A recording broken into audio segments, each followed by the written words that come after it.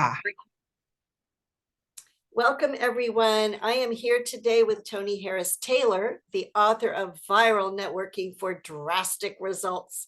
And I'm so excited to meet her. I've attended one of her Network in Action meetings, which is a global franchise that she's part of, a networking organization that does a lot of virtual networking. And it was such an exciting meeting. I said, I'm reading your book. I want to interview you more about this topic.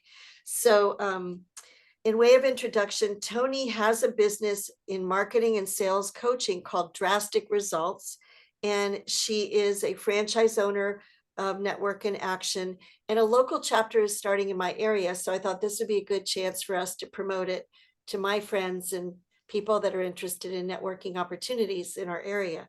So thank you very much. And I'm going to go right into the subject matter of conversation starters. Being an introvert, this is a hard thing for me to do, is to start a conversation with a stranger. So tell us a little bit about what you've learned on that topic of starting the conversation. so thank you so much for having me on your show, and I appreciate the opportunity to share my passion around networking. And I hear from introverts all the time. Introverts hire me or they join my network in action because they just want a little bit of drastic to rub off on them. And they know they have to get drastic.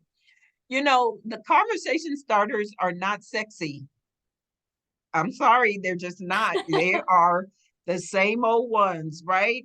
Do you attend these events often? Right? Who are you? What do you do? Where are you from? And that always opens up. One of the things I like to add is who are you? What do you do? And what do you love about what you do? And that really gets people talking about themselves. People love talking about themselves. So asking them a direct question about who they are, what they do. Um, and then what do you hope to get from being at this event, whether it's a in person or it's a conference? What do you hope to get? Who do you hope to meet? And that's a question I always ask because I tell them, and I mean it. If I run across that person, either by description or by name, I will walk them over to you. And I have done that so many times for people. And so it makes it less about me and more about helping somebody else. I And love so that idea of saying, I will search and seek people here tonight for you to meet. I'm going to that's go right. networking around. And then that gives you a goal other than promoting yourself to get you And to talk to more people in the room. I do it all the time. I do it. And people are amazed because I literally say, Kimberly, I just met somebody who's looking for someone just like you. Come on, let's go over here. And I do that. Kimberly, meet John. John, meet Kimberly. Y'all are introduced, and I move on. That's awesome. Well, this is why they call Toni the networking queen, because she's mastered this aspect of the business world. And one of the things that's really neat about her book is she's interviewed top people in their field, various people. Each chapter is a case study, if you will, or an interview with an expert networker. All of them are in different businesses, different professions. It's their personal journey into the networking space and how to manage that process, how to succeed at it. And it's great. My podcast is going to be called the books on my nightstand, Uh, because this is the kind of book I can read just one person's story before going to bed at night, and I can read another person's story in the morning, and it's very handy that way. I It's love that. Thank Yeah. you. I appreciate that because that's the way the book is designed. Yes, it's great. It's fantastic.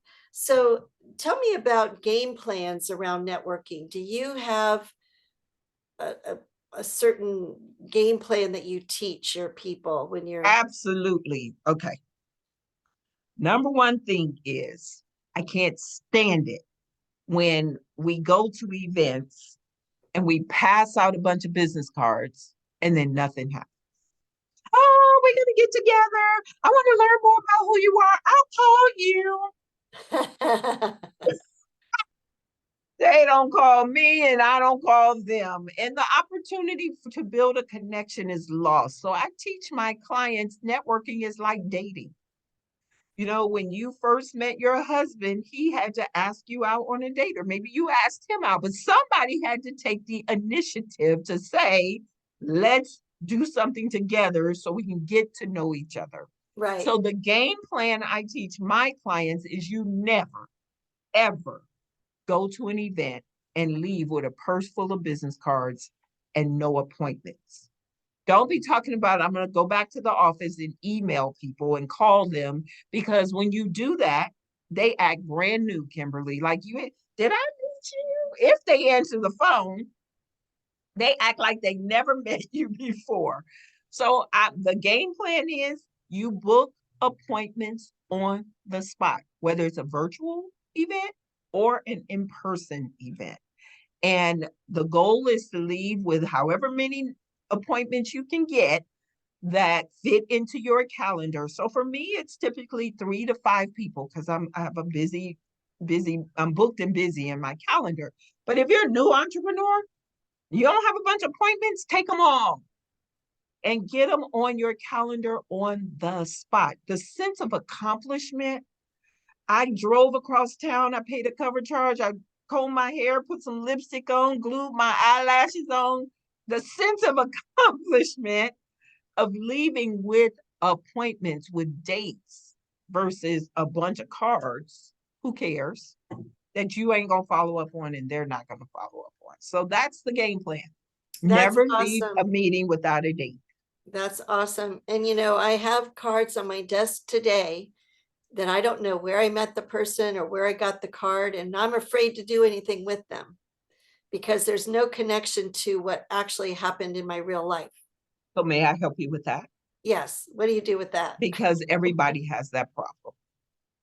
And so, number one, you connect with them on social media and you send them a message. Oh, I had your card on my desk. I don't know where we met. It was probably in the last 6 months. And I'm being intentional about connecting with the people I've met in the past. Let's schedule a one-to-one. Here's my Calendly link, or here's my link to schedule an appointment.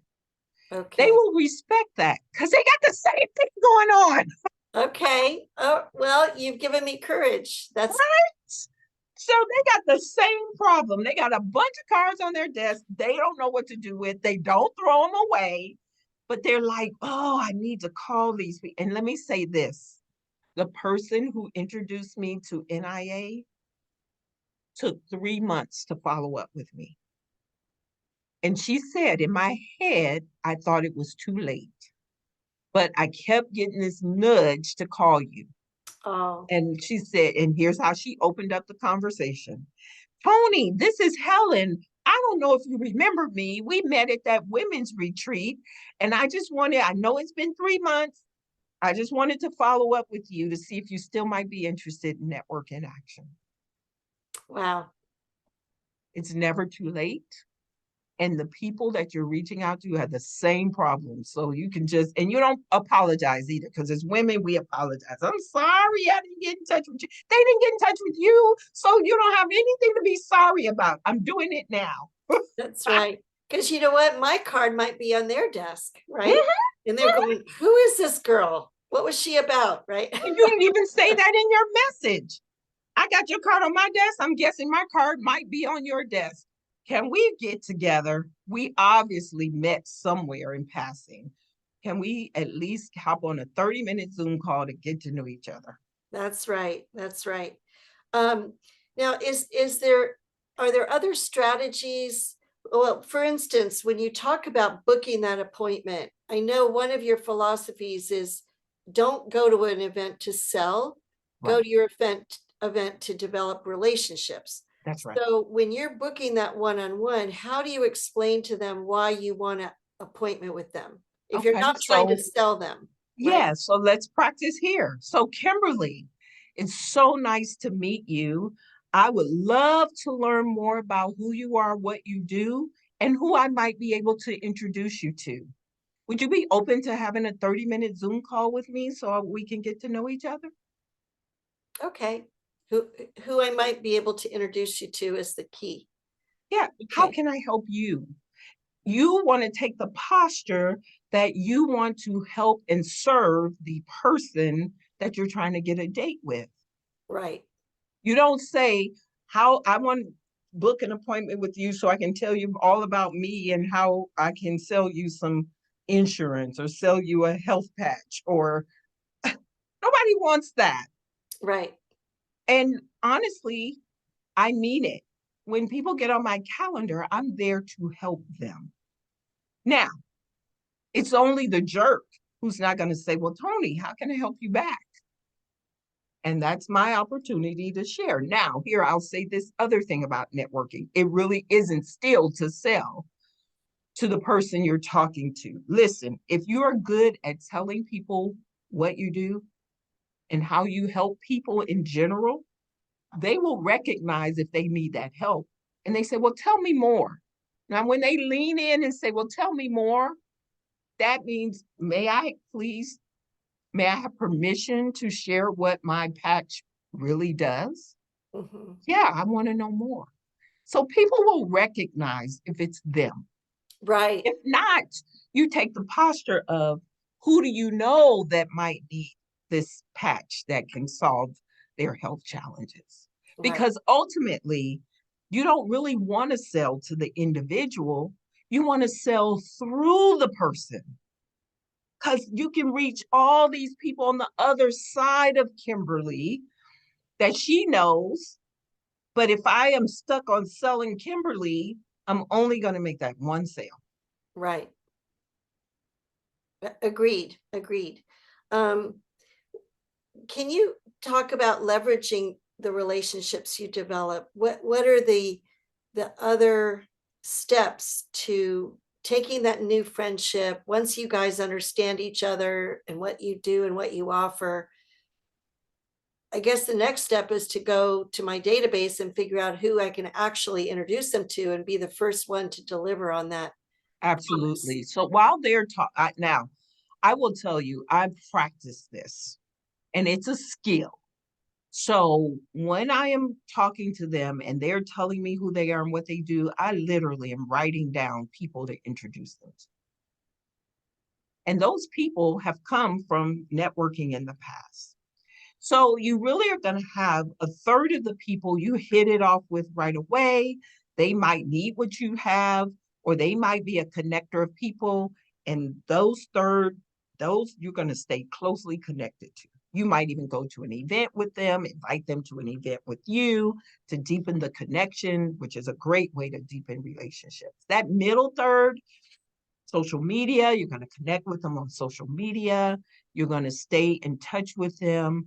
um, you might, if you're later going to deliver on the promise, you're going to deliver on the promise. But social media is key to staying connected to the top two thirds. That bottom third, and there will be duds. Just like when you were dating for your husband, there were some men that was like, that's 30 minutes I can't get back in my life. Mhm.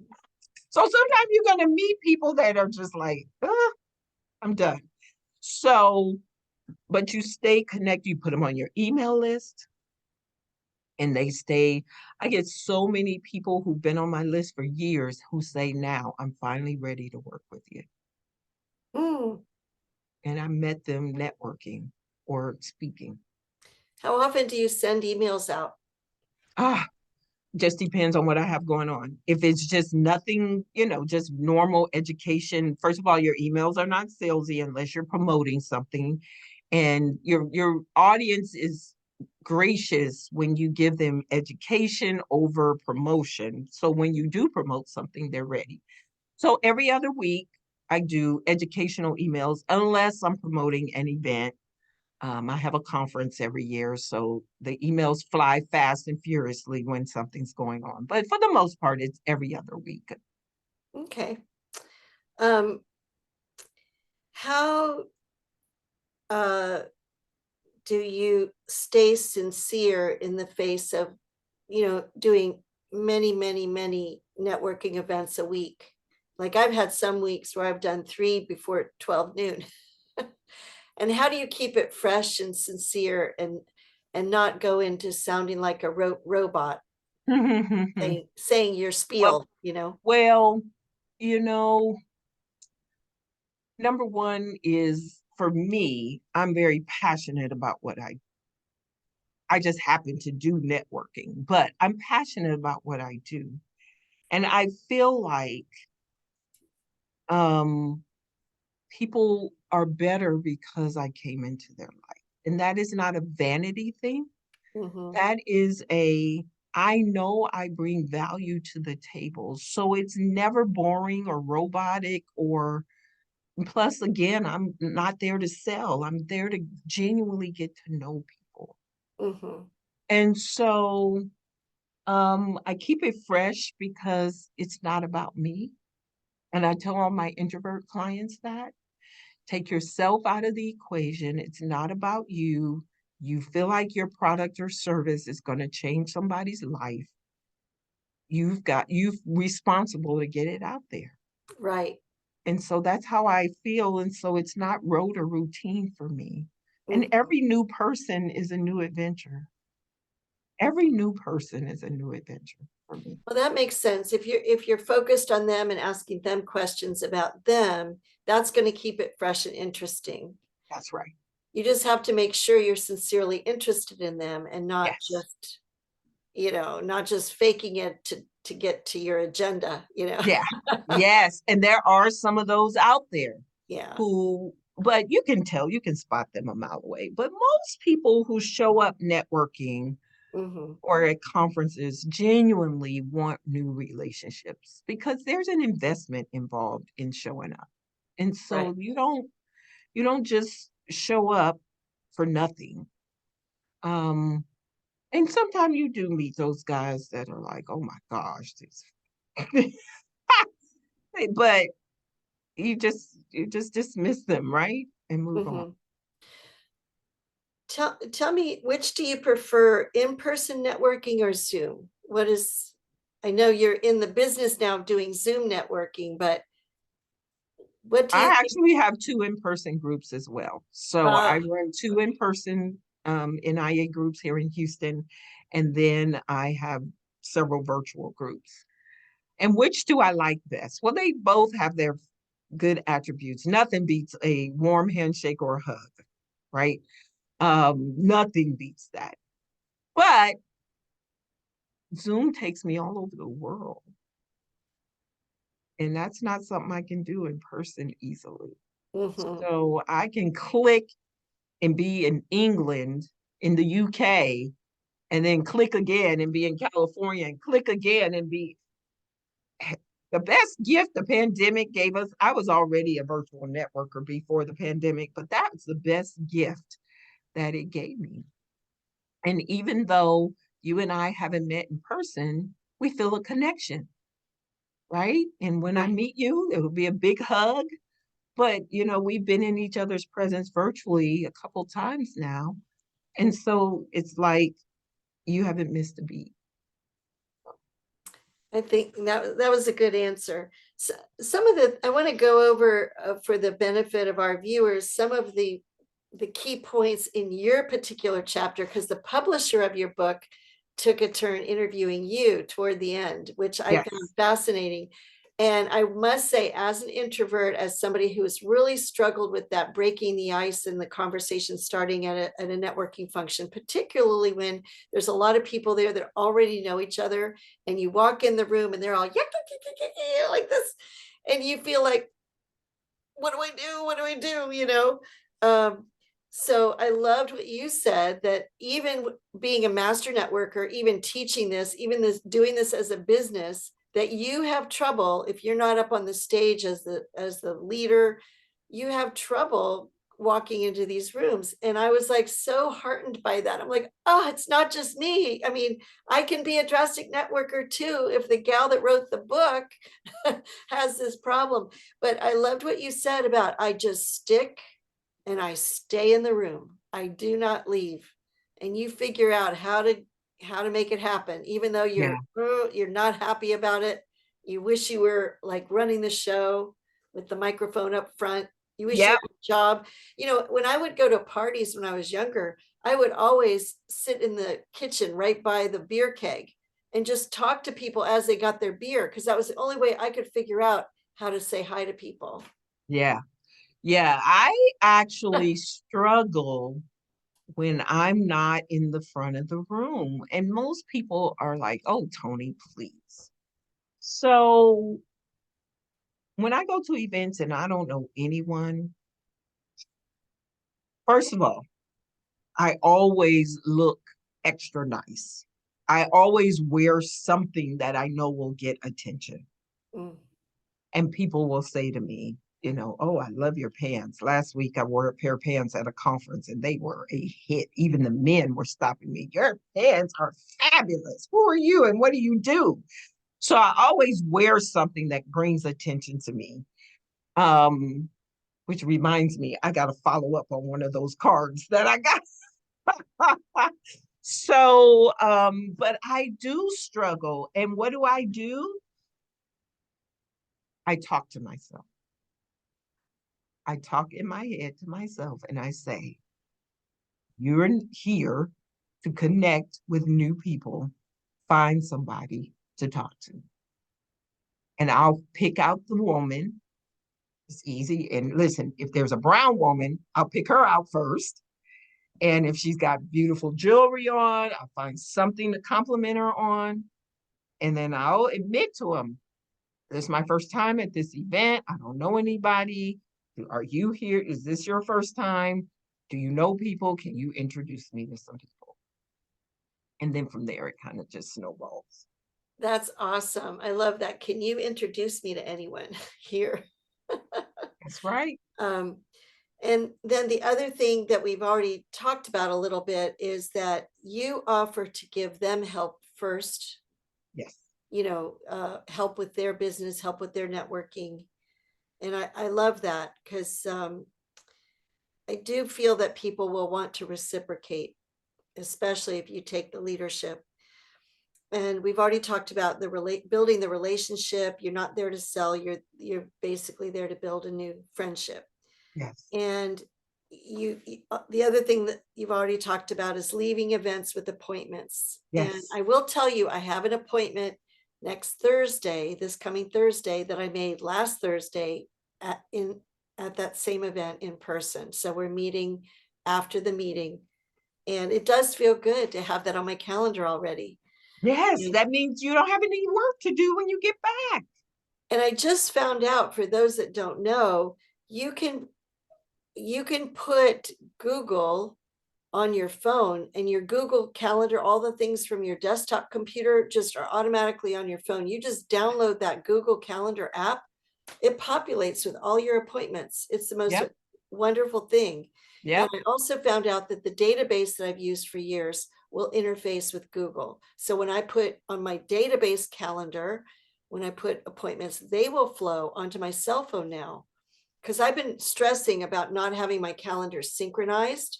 I learned that just today, just before this call, that Awesome. yeah. Wonderful. Well, you can use calendly.com and that way you can send your link out to people. So if they don't book an appointment on the spot, you say, well, here's my calendar link, hit it and get on my And that can interface with Google too, that right? does. See, that's the thing. I've been afraid to use my Calendly link because it wasn't synced up with Google. But Yeah, there's a setting in Calendly. You can make right, it. I wasn't using Google. Now, this is the thing. I had a different calendar app on my iPhone, and when I downloaded the Google, all the calendar things that I put on that other calendar app went onto the Google Calendar. I don't know how that happens.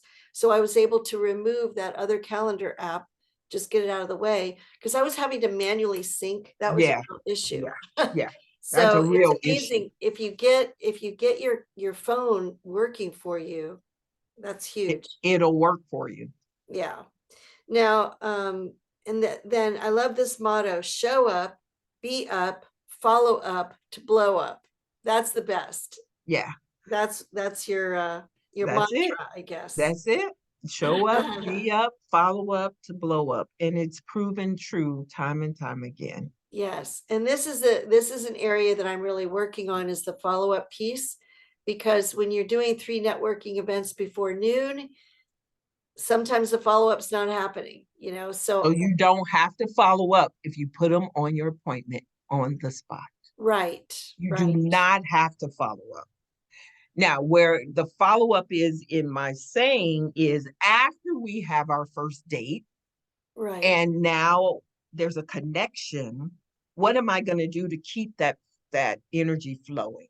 right, And so when you do that, you got to have a system for that. And that's where the email marketing comes in. That's where being intentional about inviting them. So I actually write down people's names that I want to make sure I stay connected to. Um, and then I will message them every so often and say, hey, it's time for a catch up call. We need to catch up and see what we're working on, how we can help each other. awesome. There's now one question I have for you is, if you put somebody in your cell phone contacts, it's not easy to find them again if you forget their name. Oh my gosh, you're talking about digital business cards. Okay, If so I scan a digital business card, thank you for bringing this up. I okay. don't love digital business cards for the reason you just said. Now, I Mhm. own one because everybody expects me to have one. But the physical card, at least I'm looking at it. It's on my desk, right? The digital cards goes into 10,000 contacts and you still got to have a way to write that person's name down. Otherwise, you're right. When I get out of there, who was that? I don't remember their name. You are not alone. So you still need a system, open your notes on your phone and say, I met, digital cards, Right, Kimberly Hartke. And that way, at least I can go back and find her contact. right. One thing my note to Google, would you please put date entered as a field in the contacts? Because I would know the date of that event and I could sort by that date, but they don't have that in there. I don't have that in there. So And so, frustrating. yep. So you've got to, but again, if you get the person, if they're valuable enough to scan, Yes. then you're valuable enough to schedule an appointment. And when you get them in your database by scheduling an appointment, you don't really need to go back and find it. Awesome. I'm Now, telling you, the scheduling appointments on the spot solves a lot of problems. yes, I think it's going to be a skill that I will need to grow into, because I haven't been doing that until I It's read your book, drastic. It's drastic, but it's the best way to grow into it is to do it is to do it and then and do it again and and do do it it again again. and do it again. And then pretty soon it'd be like, oh, I went to an event and didn't schedule. You wouldn't do it anymore because it's a habit. It's like anything else, it's a habit. Well, we only have a couple of minutes left, so if you wanted to say one thing that you hope people get out of your book, what would you hope that they learn from viral networking? Yeah, that they can take their business viral with networking. Networking's not passe, it's still alive, it still works, and that you take these strategies and implement them and share them with someone else. So if you want to get the book, you can just go to Amazon and search for the title Viral Networking for Drastic Results. And you can buy it directly from Amazon and they will deliver it faster than I can get to the post office. So, Well, I'll be putting my Amazon affiliate link in the show notes, so we'll sure. take care of directing people directly to the book. And I thank you so much for your time. It's been wonderful getting to know you a little bit better. And I look forward to seeing you at more NIA meetings in the future. So I want to just throw one more thing out. Okay. I am coming to your neck of the woods, Alexandria. I'm taking my conference on tour. So I do a conference called the Viral Networking Conference in October in Houston. But I'm going on tour so I can expose more people. And so I'm coming to Alexandria May the 12th. Oh, And you all are all invited so that you can hug me and I can hug you back to be at the Viral Networking Conference tour. that's fabulous. Now, is there a website for that conference tour? So it'll be viralnetworkingconferencetour.com. It's not up yet. But you can also go to meetwithtoniharristaylor.com and we'll be adding a link to that page as well. Okay, so viralnetworkingconferencetour.com. It's not up. Great. Yeah. Okay. Awesome. I'm hoping I will meet you then. Yeah, I'm hoping to get that hug. That'll be wonderful. Thank you Yes. so much, Toni, and you have a wonderful rest of your evening. This has been an awesome chat. Thank you, Kimberly. Bye-bye. Bye.